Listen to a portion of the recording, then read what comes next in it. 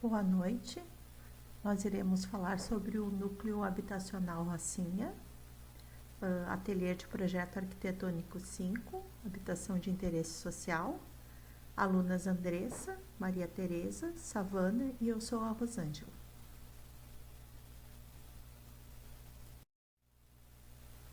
Então, a gente não poderia falar somente do Complexo da Rocinha sem falar sobre o Morro da Rocinha, localizado na zona sul do Rio de Janeiro. Já foi considerado a maior favela da América Latina. A cada ano, novos números são contabilizados e este fator persiste em ver a comunidade apenas como números, localizada entre dois dos bairros onde tem o IPTU mais alto do Rio de Janeiro, Gávea e São Conrado. Sua proximidade com residências de classe média alta cria um profundo contraste urbano na paisagem da região. Não poderíamos somente falar do projeto, porque a partir da nossa pesquisa, em uma análise do olhar do arquiteto, a gente consegue entender um pouco melhor o que se diz a respeito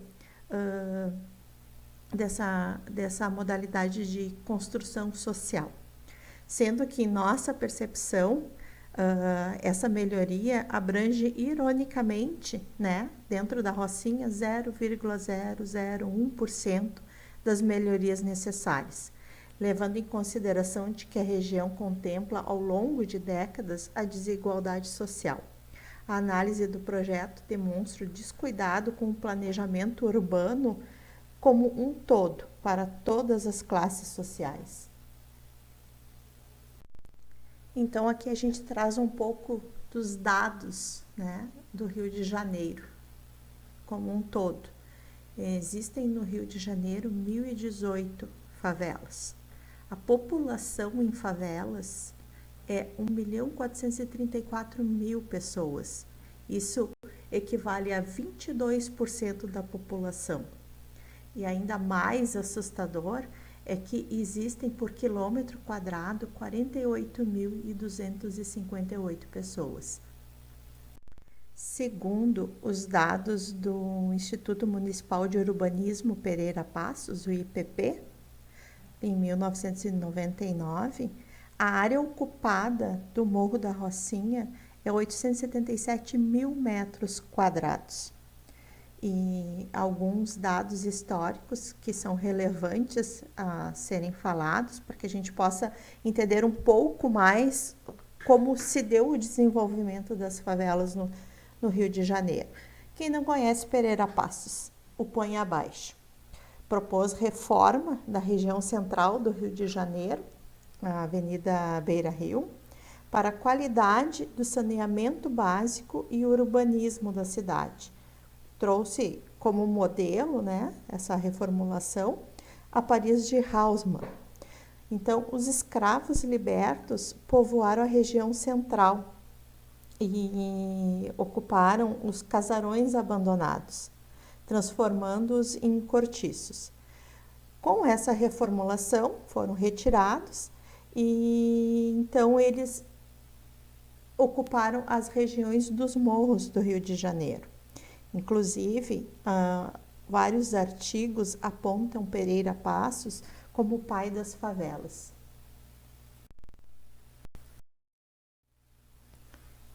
Um pouquinho sobre o arquiteto Jorge Mário Jauregui.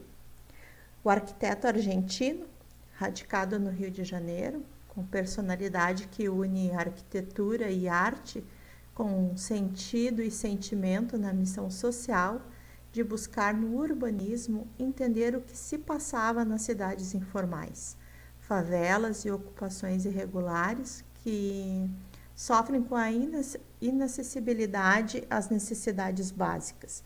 E a partir dessa visão criou poesia, onde moradia, espaços, pessoas e natureza são irmãs e devem ser analisadas em conjunto, não como unidades independentes, trazendo aos seus projetos a realidade dessas cidades informais. Mestre das construções sociais, construir a partir do conflito é socializar, ao ponto de que as pessoas inseridas nessa desigualdade busquem o que é melhor para as suas vidas. Alguns dos projetos do Jorge Mário: Núcleo Habitacional do Complexo do Alemão, de 2008, Núcleo Habitacional Manguinhos, de 2008 também. Esse a gente considerou o mais complexo e completo dos projetos do Jorge Mário. Depois eu vou postar um link do portfólio dele, para que vocês possam avaliar a preocupação dele em relação aos projetos sociais que ele produz. E por último, o Conjunto Habitacional da Rocinha, de 2010, o qual nós vamos falar. Relação com a cidade. Bem, o projeto se tornou possível através de um processo colaborativo, inserindo a comunidade nos processos decisórios. A abertura de uma sede do escritório MT na Rocinha foi um ato simbólico e fundamental para a formulação e execução do plano diretor. Então, o conjunto habitacional, localizado entre os bairros nobres, tem duas malhas viárias importantes: a Estrada da Gávea, que atravessa a comunidade em dois sentidos para se deslocar à zona sul do Rio, e a Barra da Tijuca. Estes sentidos da malha ligam a pontos turísticos importantes do Rio de Janeiro, que inclusive se destaca a própria comunidade como programa turístico.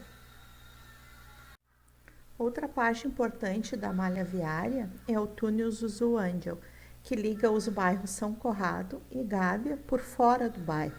O túnel faz parte da autoestrada Lagoa Barra e facilita a ligação entre a Zona Oeste e a Zona Sul. Falando da circulação interna do Morro da Rocinha, os acessos são através de becos e vielas, devido à falta de urbanização.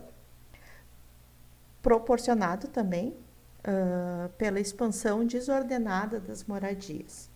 Temos como equipamentos urbanos de transporte próximo à região o metrô de São Conrado, diversas linhas de ônibus e vans que utilizam as malhas principais aos pontos turísticos dessa região. Em relação aos serviços de saneamento básico, podemos dizer que a situação ainda é inópia. Mesmo lá o Pereira Passos, tendo reformulado a região central do Rio de Janeiro, pensando nisso. Com a nova edificação, trouxe uma configuração nova para os escoamentos sanitários, mas não foi possível reformular toda a região pré-existente. A energia elétrica, que também é caótica em um amarado de fios, o que nos leva a concluir que nunca houve um projeto de urbanização para esta área, como também é facilmente demonstrado no contraste do pré-existente e da nova edificação. Outro serviço urbano importante de destacar, mesmo que não suficiente, pela quantidade de moradores que existem no Morro da Rocinha, mas é um vislumbre ao acolhimento infanto-juvenil pelas inúmeras creches, escolas de educação infantil, centros de esportes, arte e cultura. E voltado para a saúde, o projeto implantou uma unidade de saúde 24 horas que não tinha. Aqui à direita a gente traz um elencado, dados retirados do CIESP, o que demonstra o que eu falei sobre o acolhimento infanto-juvenil, que é uma preocupação da comunidade com as crianças, Então, a gente tem a área de atividade, a quantidade, e as características. Então, a gente pode ver que, mesmo sendo um local que é de extrema pobreza, a gente tem essa qualidade de atendimento infanto-juvenil. Topografia e vegetação. A altitude do conjunto tem cerca de 82 metros, equivale a um prédio de 27 andares no ponto mais alto. Os gráficos topográficos demonstram o quanto é íngreme a região. Ainda podemos fazer uma relação da topografia com o contexto árduo da vida das pessoas inseridas na situação de abandono urbanístico. A área do conjunto construída ocupa cerca de 6.000 metros quadrados, contornado pela Mata Atlântica e o Morro Dois Irmãos, do Parque Nacional da Tijuca. O conjunto habitacional prevê vegetação ordenada em espaços comuns, como podemos observar à direita na vista aérea. Os acessos localizados no limite do parque criam um ecolimite, controle de expansão das construções.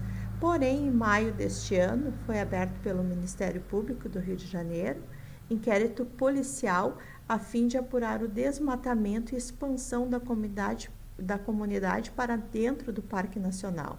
Então, não é possível assim confirmar a região de solo ocupada da Rocinha atualmente. Uma vez que este fato comprova o crescimento desordenado, sem fiscalização e preocupação de urbanismo igualitário. Acredita-se que atualmente a extensão de todo o morro é de 957.000 metros quadrados. Sobre a densidade. O projeto desenvolvido para o Concurso Nacional de Ideias para a Urbanização do Complexo da Rocinha, promovido pelo Governo do Estado, juntamente com o Instituto dos Arquitetos do Brasil, IAB Rio de Janeiro, com recursos do PAC, Programa de Aceleração do Crescimento. A área disponível antigamente ocupava a garagem da empresa de ônibus Transportes Amigos Unidos, o TAU, junto à Rua 4.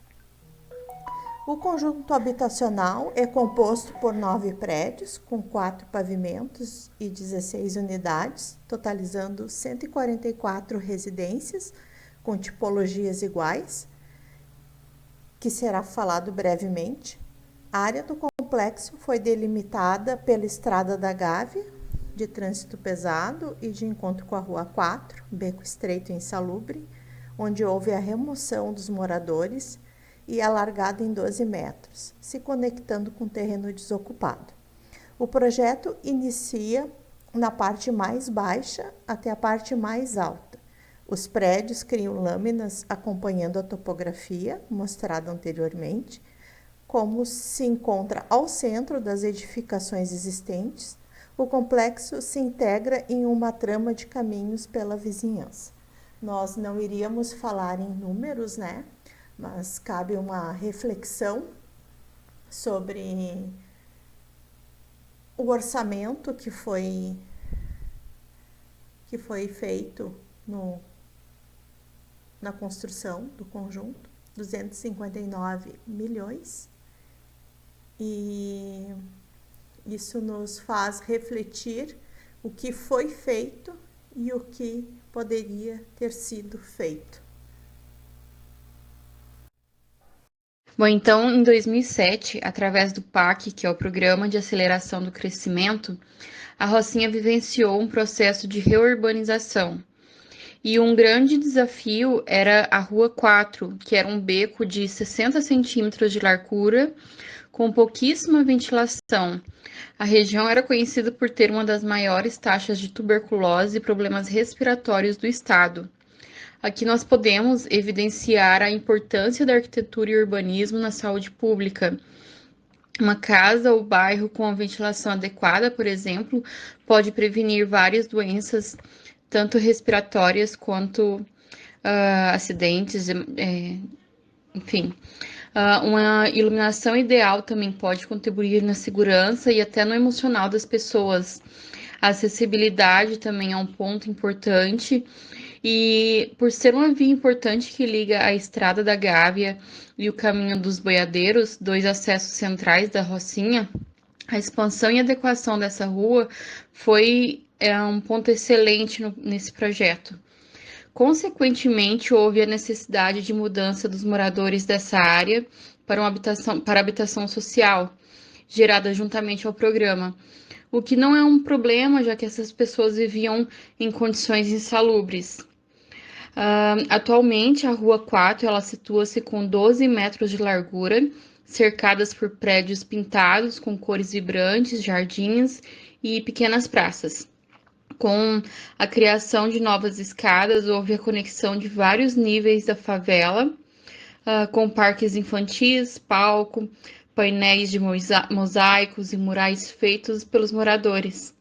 O percurso segue íngreme do Caminho dos Boiadeiros até uma área nivelada, sendo ocupada pelo conjunto de 9 prédios residenciais.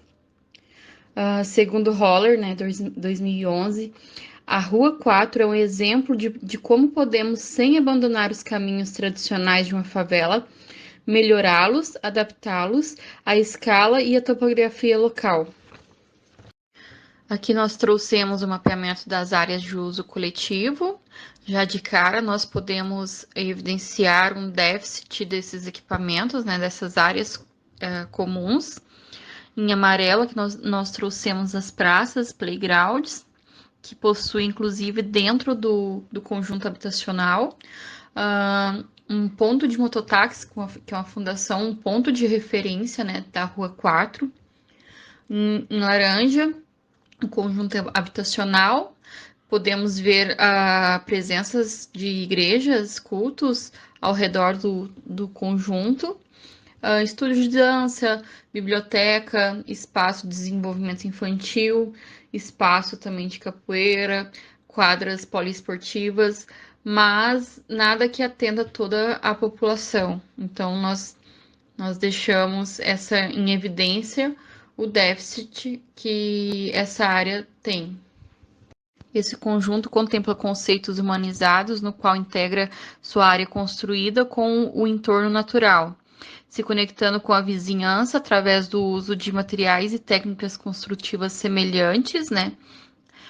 Proporcionando um espaço de convivialidade e harmonia espacial. O núcleo dispõe de uma sequência de pátios, praças e espaços de 26 convivências de diferentes dimensões, permeáveis e abertos ao entorno, permitindo diversas formas de penetração, atravessamento e permanência da população ali. Ainda sobre as áreas de uso coletivo, existem parques infantis, palco, painéis de mosaicos e murais feitos pelos moradores.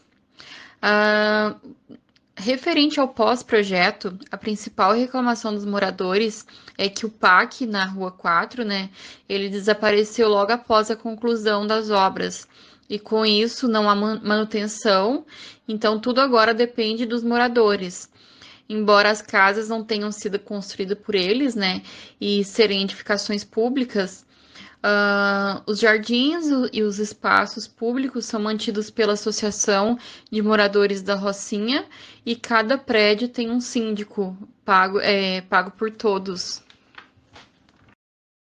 Fazendo uma reflexão morfológica dominante do conjunto, nós temos uma forma geométrica retangular, temos o térreo e mais 3 andares, o mesmo padrão em todas as unidades, inclusive a metragem. Eles priorizaram as áreas comuns, né? Padronizaram as edificações, potencializando um baixo custo e também mantiveram os olhos voltados para a realidade do local, né? As edificações elas foram dispostas para priorizar caminhos já existentes. Em relação à possibilidade de ampliação, por se tratar de um sistema estrutural pré-moldado, haveria sim a possibilidade de ampliação. Porém, devido à falta de espaço, isso não é possível.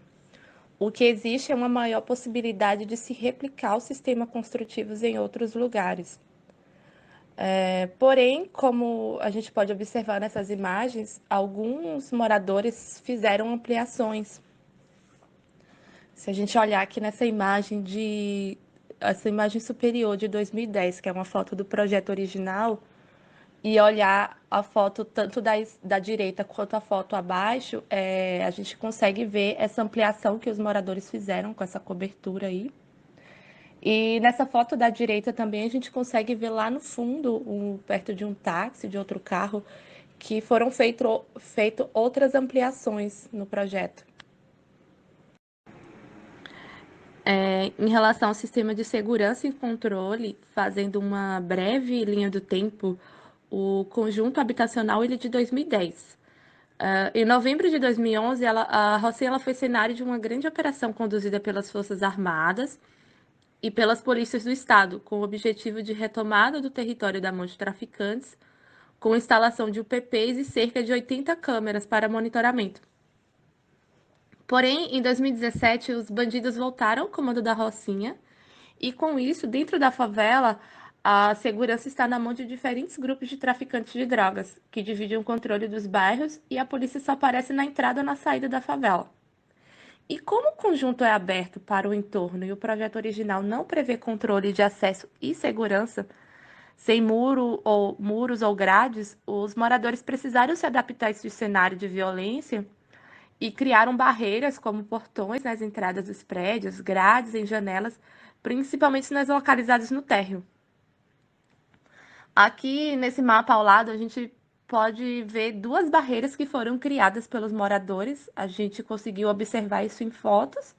Essa foto do lado é uma delas. Aqui a gente consegue observar um antes e depois dessas adaptações dos moradores. Aqui, por exemplo, nessa foto do canto esquerdo abaixo, a gente pode ver que na entrada do acesso às escadas, ela não tem nenhuma barreira. E os moradores, nessa foto do superior do canto direito, a gente já consegue observar que os moradores colocaram grades na entrada do acesso à escada, grades também nos corredores de circulação, principalmente as localizadas no térreo, e a gente consegue ver que antes não tinha isso.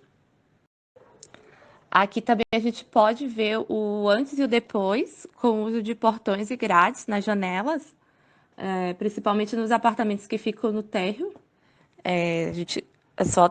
A foto do canto esquerdo, ela é uma foto original, sem nenhuma grade, sem nenhuma proteção. E as duas fotos do canto direito já estão com grades, que foram adaptadas pelos moradores. Em relação ao lixo, o sistema de coleta de lixo do conjunto, ele funciona através de 12 containers fornecidos pela prefeitura, que ficam na estrada da Gávea, voltado para a praça. Aqui a gente consegue ver no mapa a localização em laranja dos containers e a gente pode ver também aqui na foto os containers voltados, abertos para o condomínio. E aqui uma foto aérea do sistema de coleta de lixo. A gente conseguiu observar também que alguns moradores do entorno do complexo também utilizam do serviço. Quanto ao estacionamento, o estacionamento de carros ele acontece nos pátios e em frente aos prédios ou às ruas ao redor do conjunto. A gente consegue observar no mapa que são possíveis dois acessos de veículos ao conjunto, ambos pela Estrada da Gávea. Essa seta do lado esquerdo superior, que é essa foto ao lado, essa primeira foto, que é um acesso por uma viela, e o outro acesso é esse acesso que dá pela Rua Nova, que fica aqui, que é essa segunda foto. Ambos vão dar dentro do conjunto, onde os carros ficam estacionados em frente aos prédios ou naqueles pátios criados dentro do conjunto. Aqui podemos observar nessas fotos como ficam os carros nos pátios e em frente aos prédios e também ao longo das ruas ao redor. Nessa foto aérea do complexo, a gente consegue ver os carros parados em frente aos prédios, nos pátios, e também na Rua da Gávea e ao longo da Rua Nova, que são os acessos que eu mostrei no slide anterior. Quanto ao sistema construtivo, a estrutura de vigas e pilares são pré-moldados de concreto, as lajes são utilizadas, foi a laje alveolar, a cobertura usada com telha termoacústica e vedações e divisórias com blocos cerâmicos. Aqui nessa foto a gente pode observar que eles deixam a estrutura do conjunto aparente, dando destaque ao colorido utilizado nas fachadas, trazendo uma referência ao pelourinho. Aqui fazendo uma análise da distribuição dos pilares. Os pilares eles possuem uma seção de 30 por 30, com vãos de aproximadamente de 3,5 por 3,5. Aqui na planta a gente pode ver como funciona a distribuição dos pilares e aqui ao lado como eles aparecem na fachada, que eles são aparentes. Aqui nessa foto a gente consegue ver que eles utilizam consolos retangulares para o apoio das vigas. Aqui embaixo a gente tem uma foto de detalhe de como que funciona essa parte de consolo e também da laje alveolar, que é utilizada. Aqui a gente pode fazer uma análise da distribuição das vigas. Aqui em planta a gente pode ver como funciona essa distribuição e ao lado como elas aparecem na fachada. As vigas elas são de concreto pré-moldado, produzidas em seções transversais e retangulares. Aqui nesse corte a gente também pode ver como as vigas se comportam, a utilização da viga de borda, que faz o contorno de todo os prédios, as vigas secundárias, que são as intermediárias, que ficam dentro passam por dentro dos apartamentos ou no corredor. E lá em cima a gente consegue ver a viga calha, que é para a coleta de águas de chuva. Em relação às lajes utilizadas, elas são as lajes alveoladas, como a gente consegue ver aqui nessa foto da sacada, onde ela está aparente. Uma curiosidade sobre essas lajes é que elas são compostas por painéis de concreto pré-fabricado e protendidos. Elas possuem uma armação em aço e em uma só direção, e vazios internos que possibilitam uma grande redução de peso próprio da peça e, consequentemente, da estrutura. Aqui em planta a gente consegue ver como funcionam esses planos de laje. E logo abaixo a gente tem um detalhe de como essas lajes alveolares. Aqui a gente tem uma foto da época da obra, que mostra a montagem do esqueleto estrutural de todas as peças, das vigas pré-moldadas, dos pilares. Lá em cima a gente pode ver os planos de laje sendo montadas, as placas das lajes alveolares, e a gente consegue ver também que as escadas elas também são pré-moldadas. Aqui nessa foto da época de obra também, a gente pode observar que o sistema de vedação e divisória utilizado foi bloco cerâmico. Aí aqui nessa foto a gente consegue ver, além de todo o esqueleto estrutural, a gente consegue observar a descida das águas pluviais e a fundação desse prédio. E nessa foto a gente consegue ver as varandas em balanço, que são de estrutura metálica e que as esquadrias utilizadas são de alumínio. Boa noite. Aqui nós temos as plantas do conjunto. O conjunto habitacional ele é composto por 9 prédios, com 4 pavimentos e 16 unidades, totalizando 144 residenciais, com planta de sala, cozinha, banheiro e 2 quartos. Podemos observar aqui na planta de implantação, né, esses 9 blocos. Eles são todos iguais, né, são do mesmo tamanho. Aqui, logo abaixo, no bloco 5, estão as famílias que precisaram ser realocadas.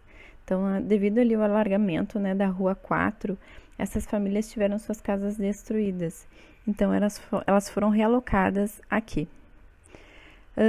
Podemos observar ali a planta baixa, né? Logo à frente eu vou mostrar mais detalhado essa planta. Conforme a legenda ali, nós temos no número 1, que é o bloco 5, né? A unidade que as famílias foram realocadas. No número 2, temos a área de descanso, né? São 2 áreas ali no meio. Número 3, o parque infantil, né? A zona ali o playground, para as crianças brincarem. No 4, a estação de ônibus. No número 5, os pontos de acesso que tem do empreendimento. Então, são os 5 pontos, né, de acesso no total. E no número 6, temos o jardim ali interno, que é entre o bloco 9 e o 8. O novo núcleo é estruturado mediante uma sequência de pátios, praças e espaços de convivência de diferentes dimensões, permeáveis e abertos ao entorno, permitindo diversas formas de penetração, atravessamento e permanência. Nesse slide, nós temos a tabela de áreas. Então, a gente consegue verificar ali que tem uma área verde, né? Ela possui 350 metros quadrados, né? Então, uma área bem pequena. A área institucional possui 1.350 metros quadrados, ali representado em amarelo e vermelho, na planta de implantação. A área residencial possui um total de 2.700 metros quadrados. Cada bloco ele possui 300 metros quadrados. A população atendida são 432 pessoas. Então, nós consideramos ali um casal com um filho. E a área total são 6.000 metros quadrados. Essas medidas nós pegamos aproximadas, né? Porque a gente não encontrou nenhuma planta no projeto, além dessas. E essas que a gente encontrou, nós não conseguimos medidas, né? Então, nós tivemos que passar a planta para o Revit e colocar em escala. Então, a gente se baseou ali nas medidas nos mobiliários e das esquadrias que tinha nas plantas. Essas são as plantas baixas. A primeira planta é do térreo, né, do bloco, e a de baixo é do pavimento superior. Nós temos, então, 3 tipologias diferentes. A tipologia 1 está representada na cor rosa, está localizada ali nas extremidades do bloco. Ela possui uma área de 65 metros quadrados, né, a maior delas, com um pavimento. A tipologia 2, representada na cor azul, possui uma área de 50 metros quadrados, sendo a menor, com um pavimento também. E a tipologia 3, representada na cor roxo, possui uma área de 58 metros quadrados. Então, a gente consegue verificar ali a diferença da tipologia 1 para a tipologia 2, é que o banheiro, ele é bem maior, né, do que a 2, ele possui 8 metros quadrados, enquanto a 2 possui 2,5 metros. E o lavatório também está localizado no lado externo do banheiro, né, e na tipologia 1, ele se encontra no interior. A diferença da tipologia 2 para 3, né, elas são quase iguais, o que muda é o tamanho da sala de estar e jantar. Ela possui uma sala de 21 metros quadrados, enquanto a tipologia 2 possui uma sala de estar e jantar com 13 metros quadrados. Conforme a legenda ali, nós temos na letra A os acessos, né? Na letra B, a sala de estar e jantar. Na letra C, os dormitórios, né? Na parte superior ali temos o dormitório de solteiro, e embaixo o de casal. Na letra D, a cozinha com lavanderia. Na letra E, o banheiro. E na letra F, a circulação, né? Um corredor ali de acesso. Cada bloco, então, possui 300 metros quadrados. Aqui nós temos o corte, né? O único corte que nós conseguimos foi essa imagem, né? Cada prédio, então, ele tem circulação de acesso de um lado e varanda aberta do outro, né? O que permite às mães vigiar os filhos que brincam nos espaços comuns, no térreo e favorecem a permeabilidade do espaço de vida que caracteriza a Rocinha. Então, esses espaços, esse corredor ali de acesso, né, permite que os vizinhos conversem entre si, então tem essa conexão, né, que tinha antes, quando tinha favela, ali naquele lugar. Então, as pessoas têm acesso aos seus vizinhos, né, por esse corredor. E do outro lado ali a varanda, né, onde as mães conseguem cuidar dos seus filhos, né, através da janela. Tem toda essa conexão aí com o exterior. Aqui temos a vista do playground. A implantação de um núcleo habitacional na Rocinha, projetado por um arquiteto e urbanista, mudou a cara da comunidade, trazendo mais cor e mais vida para a população, com grandes varandas e espaços comunitários que garantem a integração entre os moradores. Então, conforme eu mostrei ali no corte, né, tem toda essa integração aí com o exterior, né, através das varandas, ou aqui como mostra as imagens dos corredores de acesso. Então, as pessoas têm essa visão ali onde as mães podem cuidar, né, dos seus filhos enquanto estão dentro de casa. E para finalizar, temos uma imagem da perspectiva do conjunto. Esse centro habitacional, com a sua praça voltada para a rua principal, que é a Estrada da Gávea, constitui agora um novo ponto de referência na comunidade, claramente perceptível tanto do ponto de vista do pedestre que circula pelas ruas perimetrais, quanto desde os diversos pontos de observação oferecidos pela topografia do lugar, que permite visuais desde o topo dos morros circundantes. Na Rocinha, a incorporação ao contexto se dá através da correspondência de alturas, né? Então, essas alturas aí diferentes, né, trouxe um destaque maior para a favela. O uso das cores, das relações cheio e vazio no corpo das edificações, do uso dos materiais, da incorporação de jardins e de espaços de uso coletivo abertos, da criação de novos acessos, da praça de articulação com o resto da favela e do alargamento da Rua 4.